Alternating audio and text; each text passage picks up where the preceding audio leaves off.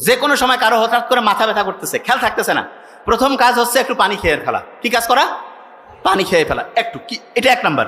2 নাম্বারে যেটা, আমাদের ব্রেনটা কিন্তু অক্সিজেন দিয়ে চলে। কি দিয়া? অক্সিজেন। আমরা প্রতি মুহূর্তে অক্সিজেন নিচ্ছি। কাউকে কি বলতে হয় যে ভাই অক্সিজেন নিও না, মরে যাবা? কিন্তু বলা লাগে? আল্লাহ অটোমেটেড একটা সিস্টেম করছে। তবে হ্যাঁ, একটা ভালো জিনিস আছে। সেটা কি? আমরা যদি কেউ বুক ভরে শ্বাস নেই, তাহলে আমাদের যে ব্রেন থেকে শুরু করে শরীরের সমস্ত অংশ ঠিক পরিভাবে অক্সিজেন পায়, তা চাঙ্গা লাগে। এখনই প্রমাণ করছি, এখনই একটু বুক ভরে শ্বাস নিব, এটা আমি করি।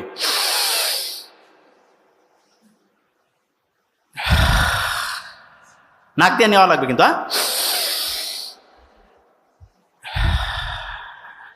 অনেকে মনে করে যোগ ব্যায়াম করাচ্ছে না, এটা জিনিসটা কি বলি আরেকবার নেই। আচ্ছা, ইসলামের দৌড় প্রতিযোগিতা, এটা ইসলাম খুব দৌড়কে উৎসাহিত করছে না?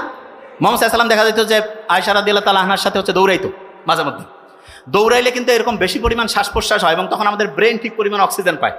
তাইলে এই যে দৌড় প্রতিযোগিতা, একটু একটু দৌড়ানো, এইটা হার্টের কোনো সমস্যা না থাকলে, অন্য কোনো প্রবলেম না থাকলে, এটা আমাদের ব্রেনের জন্য ভালো না খারাপ? ভালো। আচ্ছা, আমরা যে নামাজ পড়ি, নামাজে আমরা সেজদা দেই না? সেজদা দেই। সেজদা যখন আমরা দেই, শুনলে অবাক হবো, কপালটা আমরা মাটিতে লাগাই না?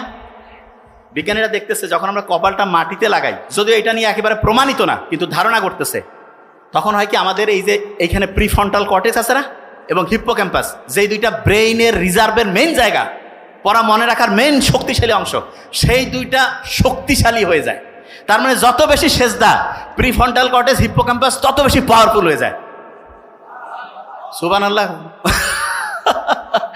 ব্রেইন যে দামি জিনিস, এটা তো বুঝি না, এই জন্য ব্রেইনের দাম বাড়ে, মানুষ কাছে এটা কি আর হবে। 1 নাম্বার জিনিস। আচ্ছা, এখানে কেউ কি আছে যে 100 কোটি টাকার মালিক? 100 কোটি? নোবডি না? আচ্ছা, ব্রেইনের দাম এখনকার হিসাবে মিনিমাম 30,000 কোটি টাকা। কোনো সার্ভিস চার্জ আছে? যে আল্লাহ যদি কইতো যে ঠিক আছে 1% করে টাকা দাও, ফকির হয়ে যাওয়া লাগবে না?